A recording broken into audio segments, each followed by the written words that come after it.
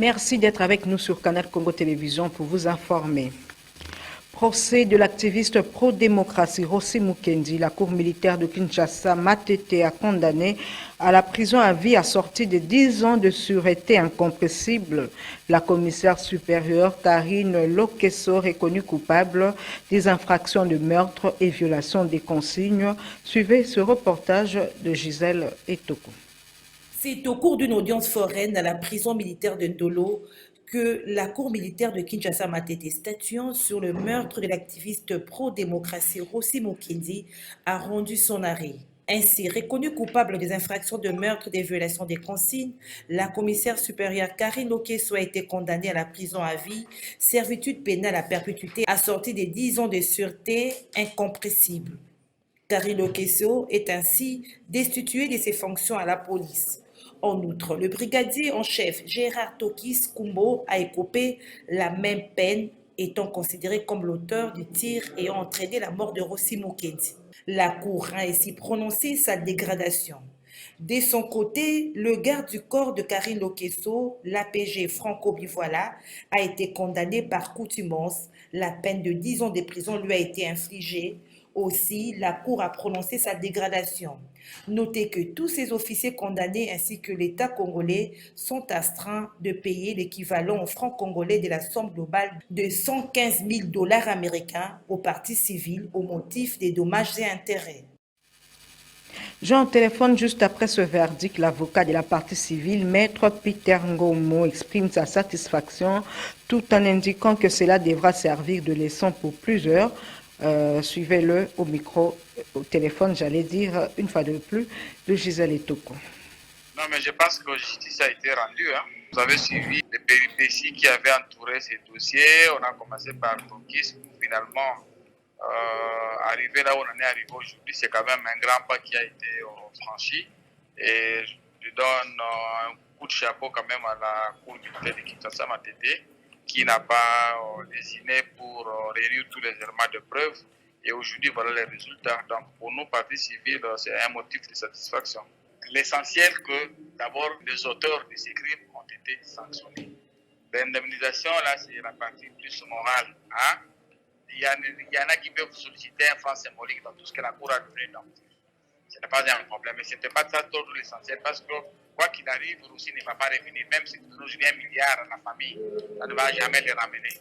Aujourd'hui, je pense que c'est quand même une bonne leçon pour les policiers qui ne pensent pas que les armes qu'on leur a dotées, c'était pour en abuser. Ils doivent l'utiliser à bon escient. N'est-ce pas? Nous sommes tous des Congolais et on ne peut pas s'imaginer que pour des futilités comme ça, parce que quelqu'un est sorti pour aller manifester son opinion et qu'il soit tué comme ça. Non. La vie, elle est trop chère. On ne doit pas tuer quelqu'un dans ce genre de conditions. Donc aujourd'hui, c'est une grande leçon quand même pour les policiers, pour dire que quoi qu'il arrive, tout celui qui commettra un bévue, la sanction viendra. Et aujourd'hui, voilà, la sanction elle est tombée.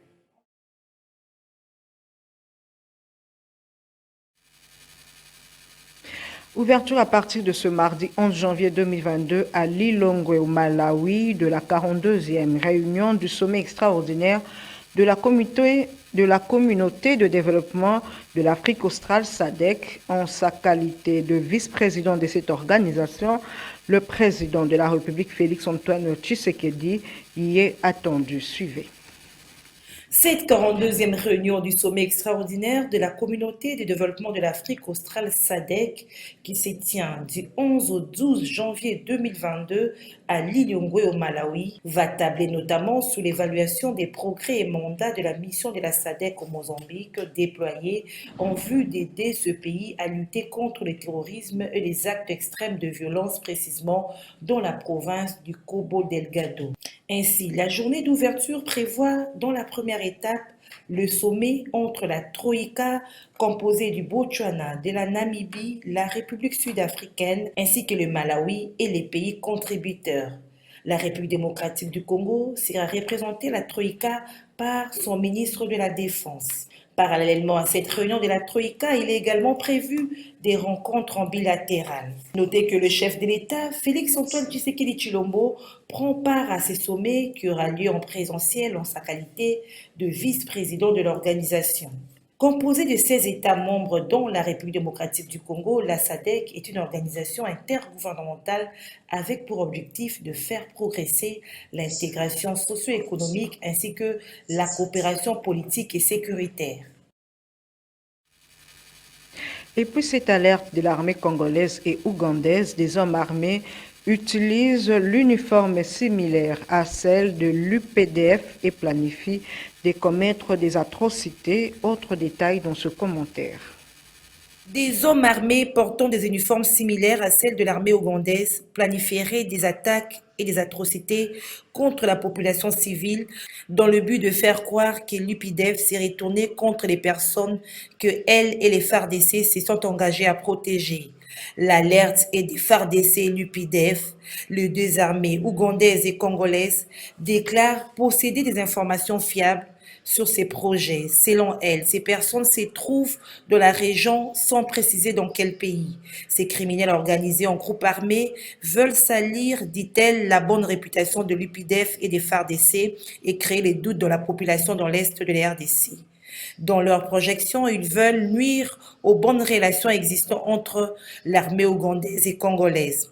Les FARDC et l'UPDF tiennent ainsi à alerter le public tant de l'Est de la République démocratique du Congo en particulier que celui de l'Ouganda en général, de la planification des atteintes et actes de sabotage par ces criminels et appellent chacun à la vigilance et à dénoncer ou signaler tout mouvement suspect des restes des terroristes ADF. Les FARDC et l'UPDF rassurent le public qu'elles ne se laisseront ni distraire ni détourner de leur mission pour neutraliser définitivement l'ennemi.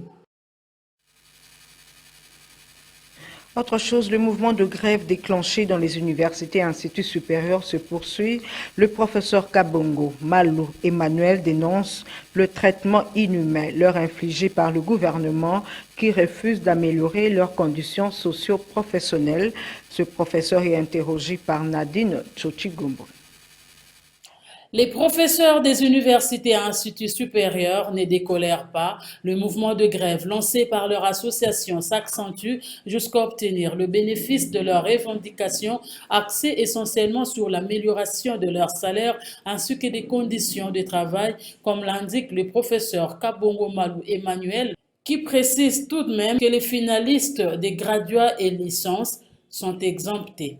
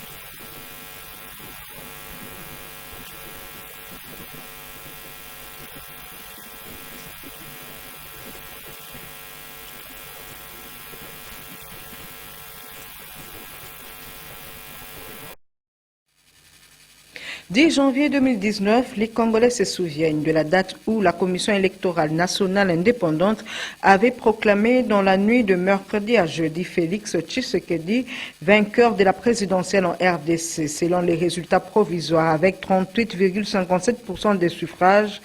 Ainsi, lors de la première prise de parole après Tshisekedi avait rendu hommage au président sortant Joseph Kabila. De son côté, Martin Fayulu avait dénoncé un putsch électoral.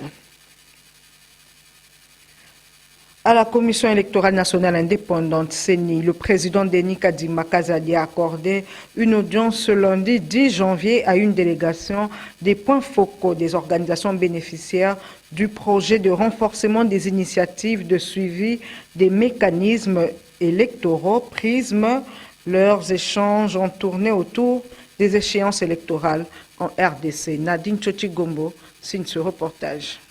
Une délégation de points focaux des organisations bénéficiaires du projet de renforcement des initiatives de suivi des mécanismes électoraux PRISM a effectué le déplacement pour un premier contact au siège de la Commission électorale nationale indépendante pour rencontrer le président de cette institution, Denis Kadima Kazadi, qui était accompagné du premier vice-président, Bienvenu Ilanga Lembo. À l'heure où la CENI s'active à la mise en place du plan stratégique des opérations liées au processus électoral en cours, les organisations membres du PRISM se préparent à leur tour pour le suivi des actions en prélude au scrutin à venir.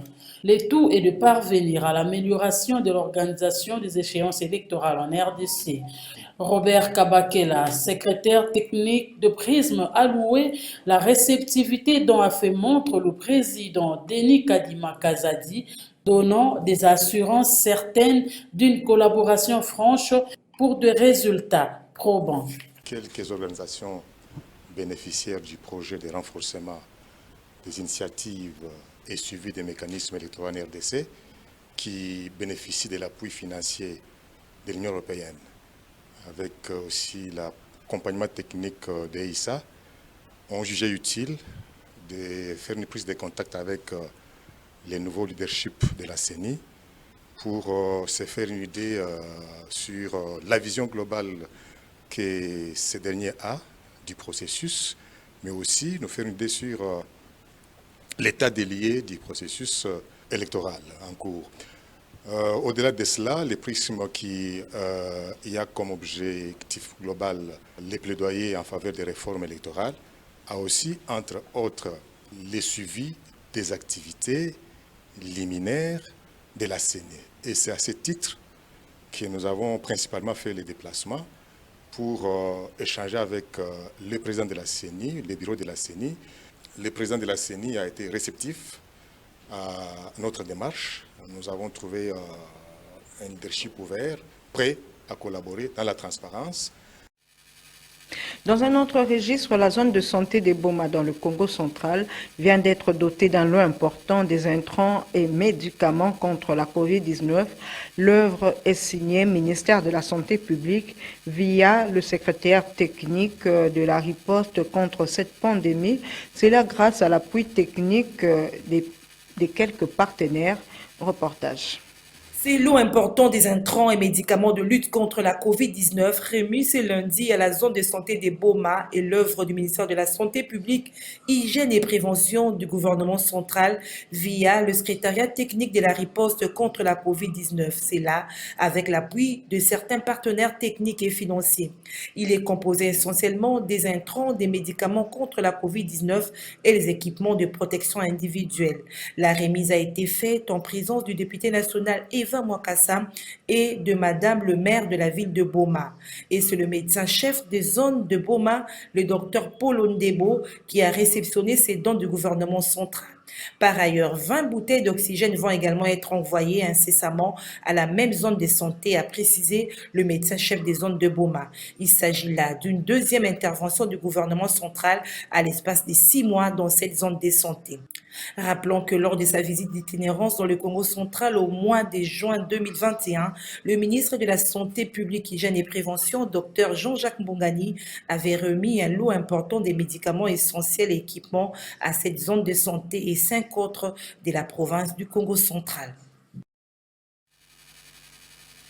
Après les vacances de Noël et de Nouvel An, les élèves ont repris le chemin de l'école ce lundi 10 janvier 2022. Notre reporter Dedi Mujinga a fait le constat de cette reprise à l'épée Mapela et le petit collège Papa Moussakala dans la commune de Massina, quartier 5. Suivez. Partis en vacances des festivités de Noël et de la Saint-Sylvestre depuis le 23 décembre 2021, les élèves tant des écoles publiques et privées ont repris les chemins de l'école ce lundi 10 janvier 2022. Le constat au petit collège Tata Moussakala dans la commune de Massina est que tous les élèves étaient présents. Les premiers jours, je peux vous dire que les enfants vraiment ont répondu à 50% selon l'effectif que nous avons. Et les cours ont débuté, les cours ont commencé. Chaque enseignant est dans son poste, tout le monde est là. En tout cas, nous avions déjà commencé avec les enfants depuis ce matin. Je pense que le calendrier scolaire sera bel et bien respecté, puisque c'est le ministère de l'EPST qui publie les calendriers scolaires.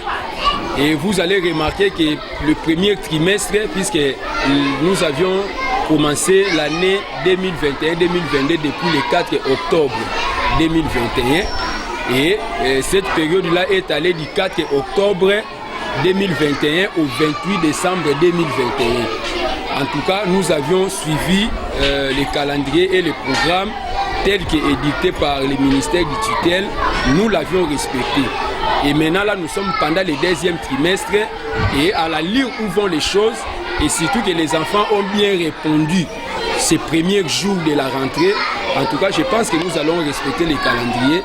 Même constat du côté des établissements publics. À l'épée Mapela, les élèves présents, mais les enseignants attendent toujours la prime de gratuité telle que leur promis par le ministère des tutelles. Les élèves ont répondu massivement, ils sont là nombreux. Seulement, nous sommes obligés de respecter les calendriers scolaires. Seulement, nous attendons notre prime de gratuité qui était dans le listing du mois de décembre. Jusqu'à présent, on n'a pas encore touché ça. Tout de même, le souhait de tous est que les calendriers scolaires soient respectés. En sport, après l'ouverture de la Coupe d'Afrique des Nations Cameroun 2022, dimanche 9 janvier au stade de Olembe, le Sénégal a été tenu en échec d'entrée de jeu par la Zimbabwe. Suivez ce reportage signé John Mukadzi. Poursuite ce mardi 10 janvier de la Coupe d'Afrique des Nations Cameroun 2021 au stade Kouekong de Bafoussam au Cameroun, où les Lions de la Teranga du Sénégal ont été tenus en échec par les Warriors du Zimbabwe. Bien que porté par Sadio Mané, le Sénégal n'a pas prouvé son statut de favori face aux Zimbabwéens, considérés comme les outsiders de la compétition. La deuxième rencontre de ces groupes a opposé la Guinée au Malawi. À suivre encore dans ces groupes C, les chocs entre les Maroc et les Ghana, et enfin les Comores face aux Gabonais de Pierre-Emerick Aubameyang. En rappel, la CAN 2021 a ouvert ses portes dimanche 9 janvier après la cérémonie d'ouverture pleine de couleurs et d'énergie à la gloire du football africain mise en flamme par la star congolaise de la rumba Fally Ipupa. Après des longs mois d'attente, le coup d'envoi a été donné au stade d'Olembe lors de la rencontre entre le Cameroun et le Burkina Faso. Surpris en début du match par les étalons burkinabés, le Cameroun a renversé les matchs d'ouverture grâce à un doublé de son capitaine Vincent Aboubakar, qui a été élu homme du match.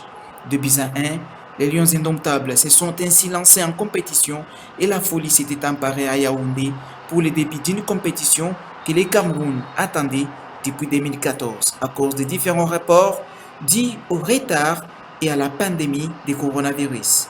Dans l'autre match de ces groupes A, c'est la première fois que l'Éthiopie et les Cap-Verts se sont rencontrés en phase finale de la CAN, mais ce sont les requins bleus qui se sont imposés 1-0. Toutes mes excuses pour ce lapsus lingua. Il s'agit là du Zimbabwe et non de la Zimbabwe, comme je viens de le dire tout à l'heure. Fin de cette édition du journal sur Canal Congo Télévision. Merci de votre attention soutenue. Au revoir.